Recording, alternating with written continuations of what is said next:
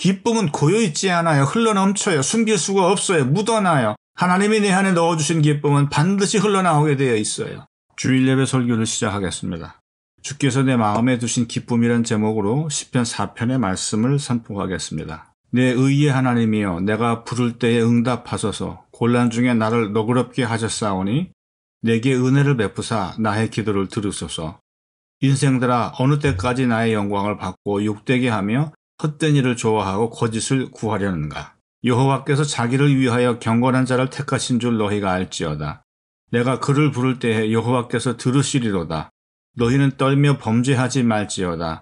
자리에 누워 심중에 말하고 잠잠할지어다.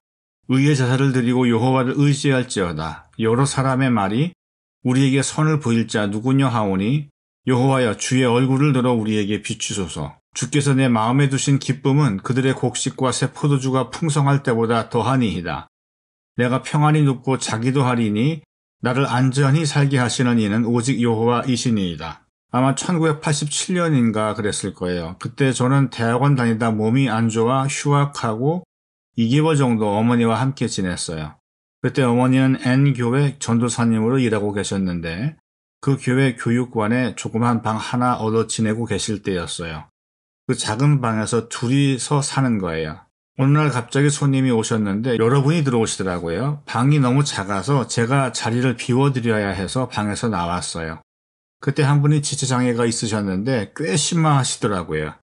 그냥 몸을 잘 못 가누는 정도가 아니라 문어를 바닥에 내려놓은 것처럼 몸이 축 늘어져 전혀 가누지 못할 정도더라고요. 그때 그분 나이가 24인가 하는 젊은 아가씨였는데 자기의 외모를 가꾸는 건 고사하고 앉아있지도 못하고 방바닥에 축 늘어진 채 퍼져 있어요. 와, 사람이야? 삶이야? 이걸 뭐라고 해야 할지 모르겠더라고요. 그분이 뭐라고 하는데 무슨 말인지 전혀 못 알아듣겠더라고요. 옆에 계신 분이 설명해 주셔서 간신히 그런 말이었구나 알겠지. 그 설명이 없으면 전혀 못 알아듣겠더라고요. 그분이 시인이래요. 이 교회 수요 예배에 간증을 하러 오셨대요. 저런 분한테서 뭘 들을 수 있을까 전 의심했어요. 잊어버렸어요. 그리고 11년이 흘렀어요. 미국에 가서 대학원을 마치고 목회를 하면서 박사과정을 하고 있을 때였어요. 이민자와 유학생을 다 합쳐봐야 200명도 안 되는 도시에서 목회를 하는데 교회는 3개예요. 교회마다 말도 안 되는 일들이 벌어지는데 그 책임이 전부 목사한테 돌아오는 그런 구조였어요. 가슴이 쓰리고 아픈 일이 많았는데 그때 한국도 IMF가 터지고 찬양 사역이 폭발하고 있었어요. 그때가 1998년, 마음이 상처들로 얼룩지고 새로운 찬양들에 눈뜨기 시작했어요. 인터넷으로 가사, 악보, 음원을 다운로드 받아 한참 찬양에 빠지고 수요 예배를 찬양 예배로 드리면서 예배를 인도하는 저도 눈에서 눈물이 주르르 흐르고 함께 부르는 성도들의 눈에서 눈물이 주르르 흐르고 했어요. 매주 눈물의 찬양, 눈물의 예배였어요. 그때 애청했던 찬양 가운데 하나가 그 이름이란 찬양이에요. 그 가사를 송명희 시인이 쓰고 최덕신 씨가 곡을 붙였는데 그 찬양을 성도님들도 저도 다 좋아했어요. 예수 그 이름 나는 말할 수 없네. 그 이름 속에 있는 비밀을, 그 이름 속에 있는 사랑을, 그 사랑을 말할 수 없어서 그 풍부한 표현 못해서 비밀이 되었네. 그 이름 비밀이 되었네.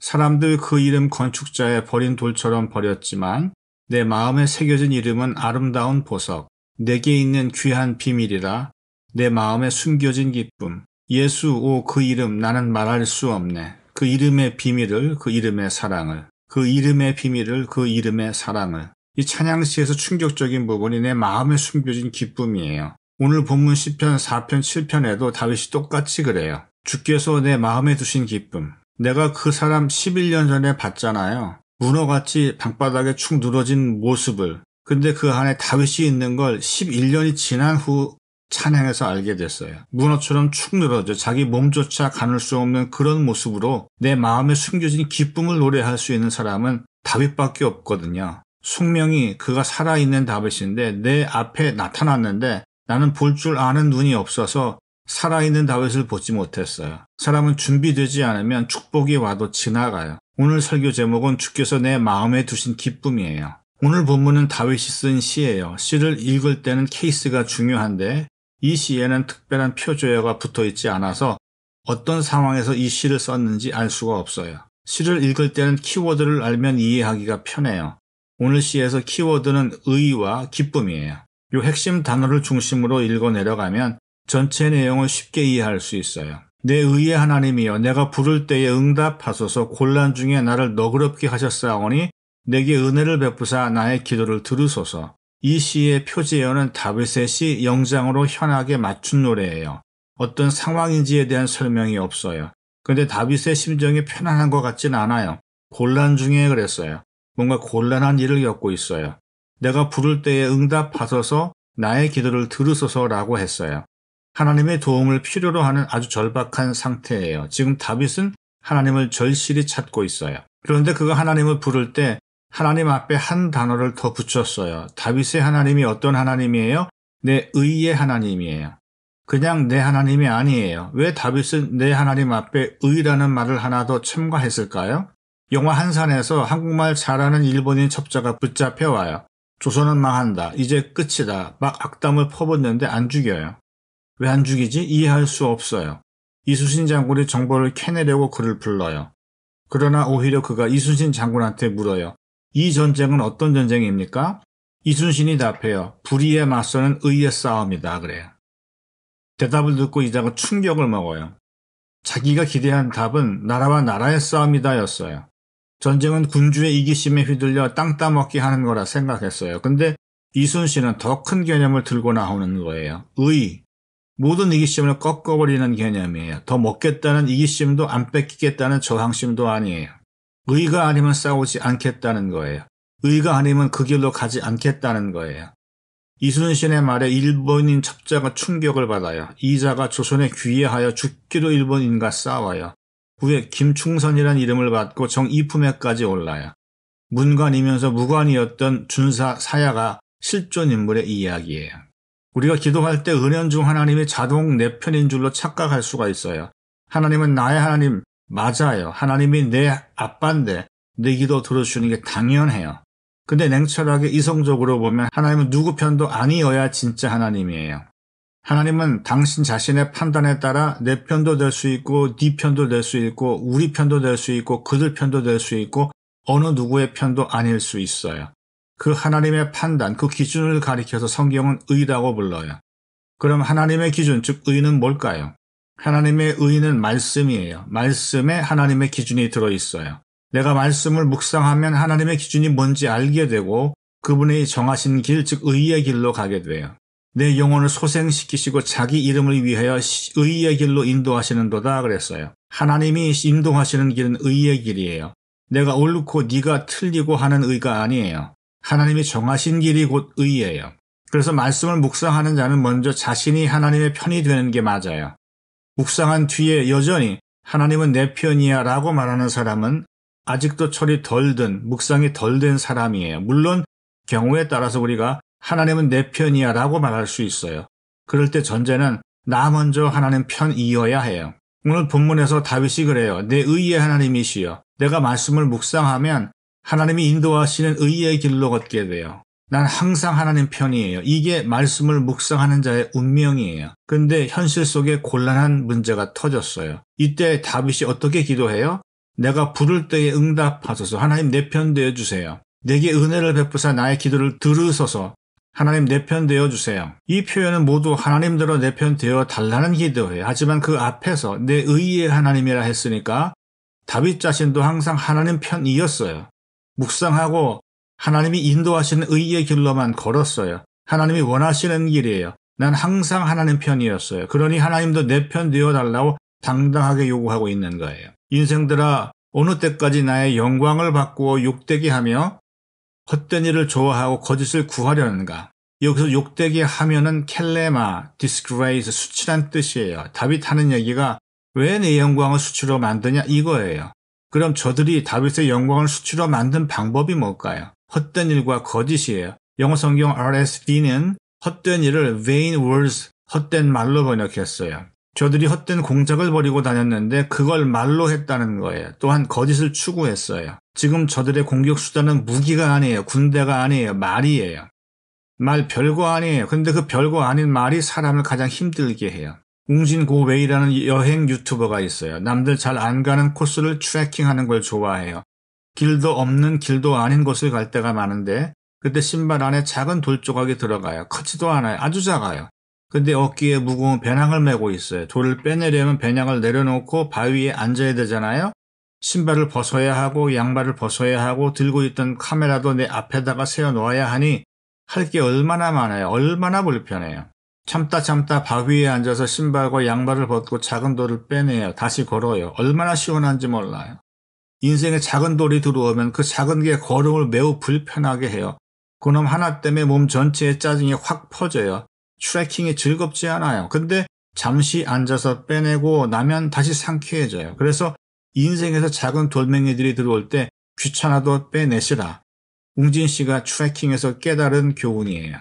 사람의 말은 무시한다고 사라지지 않아요. 거짓은, 가짜 뉴스는요. 계속 내 머릿속을, 내 마음을 맴돌아요. 이게 단순 사람의 말이라서 그런 게 아니에요. 거짓은 그 출처가 막이라서 그래요. 갑자기 확 짜증이 나요. 이 신나는 트레킹이 하나도 즐겁지 않아요. 불편해도 방법이 없어요. 앉아서 그거 빼내야 돼요. 그래야 트레킹이 다시 즐거워져요. 그럼 어떻게 마귀의 거짓말을 빼낼 수 있어요? 여호와께서 자기를 위하여 경건한 자를 택하신 줄 너희가 알지어다. 내가 그를 부를 때에 여호와께서 들으시리로다. 여기서 핵심 단어는 뭐냐? 알지어다예요. 몰라서 흔들리는 거예요. 까먹어서 짜증나는 거예요. 알면 마귀 장난은 게임 끝이에요. 뭘 알아야 해요? 하나님께서 경건한 자를 택하신다는 걸 알면 돼요. 히브리어 하시드는 크게 두 가지 뜻이 있어요. 첫째, faithful, 신실한, 한결같은 걸 뜻해요. 처음과 끝이 한결같아요. 이게 신실한 거예요. 둘째, godly, 하나님 닮은, 경건한 척 연기해서 되는 게 아니에요. 하나님을 닮아서 자연스럽게 묻어나는 거예요. 하나님이 어떤 사람을 찾으신다고요? 경건한 자, 처음부터 끝까지 한결같은 자를 찾으신대요. 하나님을 닮은 자를 찾으신다는 거예요. 흔하면 찾으시겠어요? 없으니까 찾으시죠. 아브라함이 제시했던 그 의인 한 사람이 없어서 소돔과 고모라가 멸망했잖아요. 하나님이 왜 경건한 자를 찾으세요? 자기를 위하여라 했어요. 경건한 자 만나는 게 하나님의 기쁨이에요. 하나님이 그런 사람을 만날 때 기뻐. 대화가 통해. 야, 이러면 어떨까 하고 제안하시면 좋아요 그러면서 일해. 죽이 척척 맞아. 함께 일하는 즐거움이 있고 하나님 자신의 목적을 이룰 수가 있어요. 그래서 경건한 자를 찾으세요. 그럼 하나님이 택하신 사람에게는 어떤 권세가 있냐? 내가 부를 때에 여호와께서 들으시리로다 그랬어요. 하나님이 택하신 사람은 기도의 권세가 있어요. 사람이 택한 게 아니라 하나님이 택하셨다는 증거를 보여주시는 거예요. 그가 기도하면 하나님께서 반드시 들어주세요. 왜 이렇게 경건한 자에게 특권을 주세요? 그가 가는 길이 곧 하나님이 당신의 뜻을 이루는 길이니까. 묵상하는 사람도 인생 문제로 시달릴 수 있어요. 사람들의 말에 힘들 수 있어요. 별거 아닌 말들 때문에 짜증날 수 있어요. 근데 이걸 알면 끝이에요. 말씀을 좋아하고 묵상하는 당신은 하나님 닮은 사람이야. 하나님은 그런 자를 항상 찾으셨어. 무슨 기도든 해봐 하나님이 너의 기도 다 들어주셔. 이게 3절 이야기예요. 너희는 떨며 범죄하지 말지어다. 자리에 누워 심중에 말하고 잠잠할지어다. 여기서 두 가지를 명령하고 있어요. 첫째, 너희는 떨며 범죄하지 말지어다 그랬어요. 떨래요. 하나님을 두려워하래요. 하나님을 두려워할 줄 모르니까 거짓말을 막 함부로 하는 거죠. 둘째, 자리에 누워 심중에 말하고 잠잠할지어다 그랬어요. 할 말 있으면 혼자 속으로 해. 이 뜻이에요. 혹여 실수로라도 말로 죄짓지 않기 위해서. 처음엔 마음 단속, 다음엔 입 단속하라는 거예요. 말로 인한 실수는 나도 할 수 있어요. 적들만 하는 게 아니에요. 원수 마귀에 사로잡힌 사람만 하는 게 아니에요. 모두가 말을 적게 하는 게 좋아요. 그래서 수도사들 중에는 침묵 수행을 하는 사람들이 있어요. 스스로 입에 재갈을 물리는 거예요. 사람이 같은 입으로 사람을 살리기도 하고 죽이기도 하거든요. 의의 제사를 드리고 여호와를 의지할지어다. 여기서 두 가지를 말하고 있어요. 첫째, 의의 제사를 드리래요. 둘째, 여호와를 의지하래요. 첫째, 제사. 지금까지 뭘로 드렸어요? 소와 양으로 비둘기로 드렸어요. 물질로 제사 드렸어요. 근데 이번엔 의의 제사를 드리래요. 한 번도 드려보지 못한 제사예요. 물질이 아닌 의로 보이지도 않는 걸로 제사를 드리는 건데 도대체 뭐예요 이게? 말씀을 묵상하면 여호와께서 내 삶을 의의 길로 인도하세요. 하나님이 인도하시는 대로 사는 게 곧 의의 제사를 드리는 거예요. 둘째, 신뢰. 여호와를 의지하라는 말은 하나님을 신뢰하라는 뜻이에요. 내가 의의 길로 가도 인생은 여전히 꼬여 있을 수 있어요. 풀어보려고 아무리 애써도 풀리지가 않고 또 꼬이는 것 같을 수가 있어요. 그때 뭘 하라고요? 하나님을 신뢰하래요. 그럼 신뢰가 뭐예요? 예전에 실타래가 꼬일 때가 있어요. 저도 30분 1시간 풀다가 안 풀려서 에라 모르겠다 하고 포기했어요. 근데 옆에서 사촌 누나가 몇 시간을 계속 풀더니 결국 풀어내더라고요. 있는지 오기인지 모르겠는데 참 대단해요. 하나님은 나에 대해 오기가 있으세요. 나에 대해 포기를 모르세요. 내 아들인데 내 딸인데 포기가 돼요? 아들이나 딸은 스스로 포기할 수 있어요. 근데 아빠는 포기가 안 돼요. 영화 테이큰 보세요. 포기가 안 되잖아요. 안 되니까 3탄까지 나오고 4탄 준비하고 있잖아요. 내가 말씀을 묵상하고 의의 길로 갔어요. 근데 문제는 여기서 저기서 빵빵 터져요. 해결될 기미도 보이지 않고 더 꼬여요. 내가 이때 풀려고 하지 말래요. 하나님이 풀어주실 거래요. 이게 여호와를 의지하라 신뢰하라는 말씀의 의미예요. 문제는 내버려 두세요. 하나님이 반드시 풀어주세요. 여러 사람의 말이 우리에게 선을 보일 자 누구뇨 하오니 여호와여 주의 얼굴을 들어 우리에게 비추소서. 여기서 선은 토브, 굿, 좋은이란 형용사예요. 명사로 쓰일 땐 a good thing, 선한 일이 돼요. 표준 세번역은 이 토브를 큰 복이라 번역해놨어요. 우리에게 좋은 일, 큰 복을 주실 분이 누구냐? 답은 나와 있죠. 여호와. 다윗이 그래요. 여호와여 주의 얼굴을 들어 우리에게 비추소서. 하나님께서 얼굴을 보여주시는데 형상이 아니에요. 빛이에요. 내가 말씀을 묵상했어요. 하나님이 기뻐하시는 길이 뭔지 깨달았어요. 그 길로 가요. 의의 길이에요. 하지만 그런다고 해서 당장 현실에서 발생하는 문제들이 저절로 풀리거나 해결되지는 않아요. 오히려 막힐 수가 있고 망해버릴 수도 있어요. 그럼에도 불구하고 하나님을 믿어버려요. 우린 믿는 수밖에 없어요. 의의 길을 선택한 사람들에게 다른 초이스가 없어요. 그런데 하나님께서는 우리를 위해 더 좋은 일을, 큰 축복을 준비해 놓고 계셨던 거예요. 그럼 큰 복을 주신다는 시그널은 뭐예요? 여호와여 주의 얼굴을 들어 우리에게 비추소서. 하나님의 얼굴을 보는 거예요. 근데 하나님의 얼굴은 직접 보면 죽어요. 모세도 하나님을 불꽃으로만 봤어요. 여기서도 하나님의 얼굴을 형상으로 못 보고 빛으로만 봐요. 근데 이게 엄청난 큰 축복이 찾아온다는 증거예요. 빛은 어떤 역할을 해요? 길을 비춰요. 내 가는 길을 환하게 비춰요. 제 첫 목회지는 아주 깡촌이었어요. 속해 예배를 드리러 산 넘어 마을로 다녀오는데 가로등도 하나 없어요. 날씨까지 흐려서 달빛도 없어요. 아주 깜깜해요. 근데 비까지 내려요. 한 손에 우산 들고 다른 손에 가방과 손전등 들고 양복에 장화 신고 그렇게 산을 넘어 다른 마을에 가 예배를 드려요. 거기에 모인 모든 가정들의 축복을 빌고 다시 산을 넘어 사택으로 돌아가는 거예요. 근데 구름이 걷히고 달림이 환하게 비춰주더라고요. 손전등보다 훨씬 밝아요. 뭐가 돌인지 뭐가 움푹 패인 곳인지 다 볼 수가 있었어요. 하나님의 얼굴을 본다는 건 바로 이와 같은 거예요. 우리가 하나님을 사람 얼굴의 형상처럼 볼 수는 없지만 하나님이 얼굴을 보이시면 그 가는 길이 밝아요. 무엇이 거짓인지 무엇이 속임수인지 무엇이 위험인지 금방 알아요. 그래서 그걸 피해서 안전하게 갈 수 있어요. 하나님이 우리를 뭘로 축복하세요? 의의 길을 잘 갈 수 있도록 빛을 비춰주는 걸로 축복하세요. 당장 문제 해결이 아닐 수 있어요. 그러나 내가 의의 길을 잘 걸어가는 것만으로도 나는 이미 복 받았어요. 나머지는 잔챙이 축복에 불과해요. 큰 다이아몬드를 주셨는데 그것 끼울 금반지 안 주셨다고 불평할 일이 아니에요. 그건 의의 가치를 전혀 몰라서 하는 소리예요. 갈 길을 밝히 보이시니 주 앞에 빨리 나갑시다. 세상이 얼마나 혼탁해요? 영화를 수치로 바꾸고 헛된 말을 좋아하고 거짓을 따라가고 온통 뒤죽박죽이에요. 이런 혼탁한 세상에서 가장 큰 축복은 의의 말씀, 곧 진리를 받는 거예요. 근데 그 길을 잘 갈 수 있도록 빛을 받는 거예요. 내가 의의 길 알고 그 길로 가게 되면 난 그 하나로 충분해요. 주께서 내 마음에 두신 기쁨은 그들의 곡식과 새 포도주가 풍성할 때보다 더하니이다. 풍년이 되어 밭의 수출이 풍작이고 포도 농장의 포도가 최상급으로 많이 열렸고 올해 수입이 기대 이상이에요. 농부의 마음이 기쁨으로 충만해요. 직장인의 연봉이 크게 올랐어요. 학생이 입학시험을 쳤는데 수석으로 입학하고 4년 장학금까지 받게 됐어요. 불임 부부가 10년 만에 임신하고 건강한 아이를 낳았어요. 사업가가 큰 거래를 성사시켰어요. 처녀 총각이 서로 맘에 맞는 상대를 만나 결혼하게 됐어요. 원한 것 이상으로 잘 될 때 우린 기쁨으로 충만해요. 이보다 더한 기쁨이 있어요? 있어요. 인생에서 누리는 모든 기쁨을 뛰어넘는 절대 기쁨이 있어요. 그게 뭐냐? 바로 주께서 내 마음에 두신 기쁨이에요. 이게 없으니까 맨날 마음이 불안해요. 마귀에게 공격을 당하면 시달려요. 때로는 흔들리고 무너져요. 내 안에 기쁨이 있어요. 근데 그 기쁨은 쉽게 무너져요. 슬픔이나 불행으로 쉽게 변해요. 그러나 하나님이 내 마음속에 심어두신 기쁨은 절대로 변하거나 없어지지 않아요. 왜냐? 그 기쁨에는 절대 권세가 있기 때문이에요.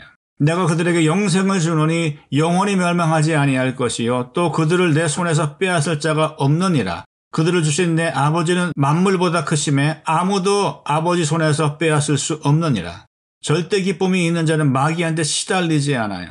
지금은 너희가 근심하나 내가 다시 너희를 보리니 너희 마음이 기쁠 것이요 너희 기쁨을 빼앗을 자가 없으리라. 하나님이 내 마음속에 심어두신 기쁨, 진짜 기쁨, 성령이 가져다주는 기쁨이 있으면 근심과 염려를 이겨요. 말씀을 묵상하는 자에겐 그 안에 절대 기쁨이 있어요. 기쁠 일이 생겨서 기쁜 게 아니에요. 속 안에서 계속 흘러나오는 기쁨이 넘쳐나기 때문에 기쁜 거예요.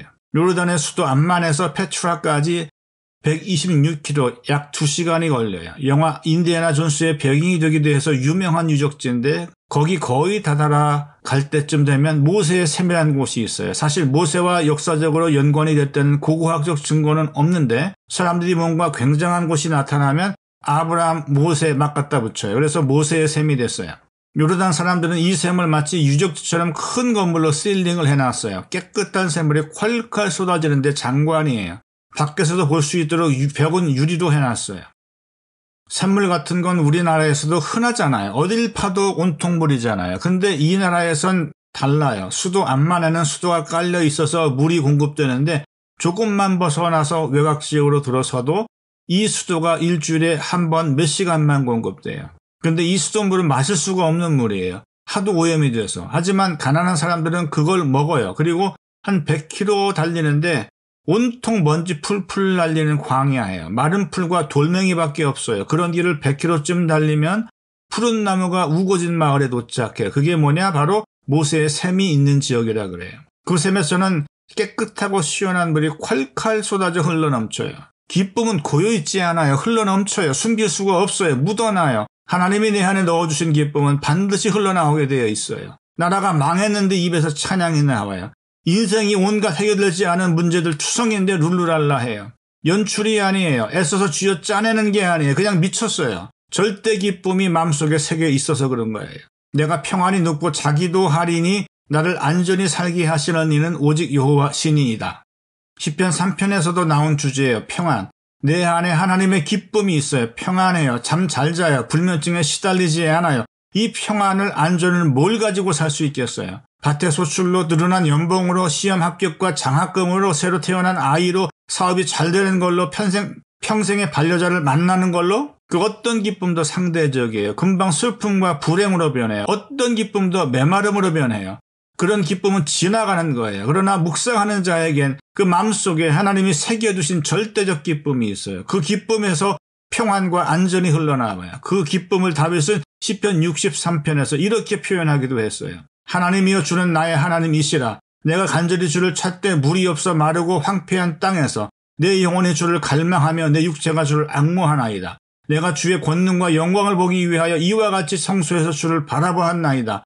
주의 인자하심이 생명보다 나음으로 내 입술이 주를 찬양할 것이라. 이러므로 나의 평생에 주를 송축하며 주의 이름으로 말미암아 나의 손을 들리이다. 다윗이 광야에서 뭘 봤어요? 뱀, 전갈, 먼지바람, 굶주림, 목마름. 다윗은 광야에서 인자, 하나님의 변함없는 사랑을 봤어요. 광야에 뭐가 있어요? 하나님의 절대적 사랑이 있어요. 광야에 뱀만 있는 게 아니에요. 광야에 전갈만 있는 게 아니에요. 광야에 먼지 바람만 있는 게 아니에요. 광야에 굶주림과 목마름만 있는 게 아니에요. 광야에 외로움과 고독만 있는 게 아니에요. 광야에는 하나님의 절대적 사랑이 있어요. 다윗은 그것을 발견하고 왕이 됐어요. 하나님 마음에 합한 자로 세상을 통치했어요. 인생의 광야를 지나게 될 때, 야, 광야는 전혀 쓸모없는 것이구나. 뱀과 정갈과 먼지바람과 굶주림과 목마름만 있구나. 외로움과 고독만 있구나. 라고 생각한다면 여전히 영적 무지에 빠져 있는 거예요. 내가 헤매고 다녔던 그 광야에 하나님의 절대적 사랑이 있었어요. 그 사랑을 발견하니까 기쁜 거예요. 그 사랑을 발견하니까 문제가 하나도 안 풀렸는데 하나님을 찬양한 거예요. 그 사랑을 발견했기 때문에 지금 죽어도 여한이 없는 거예요. 나로 하여금 헤세드 하나님의 변함없는 사랑을 발견하고 최고의 승리자가 되라고 하나님께서 나를 광야로 보내신 거예요. 인생의 광야에서 뱀, 전갈, 먼지, 바람, 굶주림, 목마름, 외로움, 고독도 있지만 하나님의 사랑도 있어요. 그거 보라고 우리를 광야로 보내셨어요. 광야에서 묵상하여 다윗이 되어 돌아오세요. 그가 당신을 왕으로 기름 부으셨어요. 왕으로 즉위하고 통치하시길 축복합니다.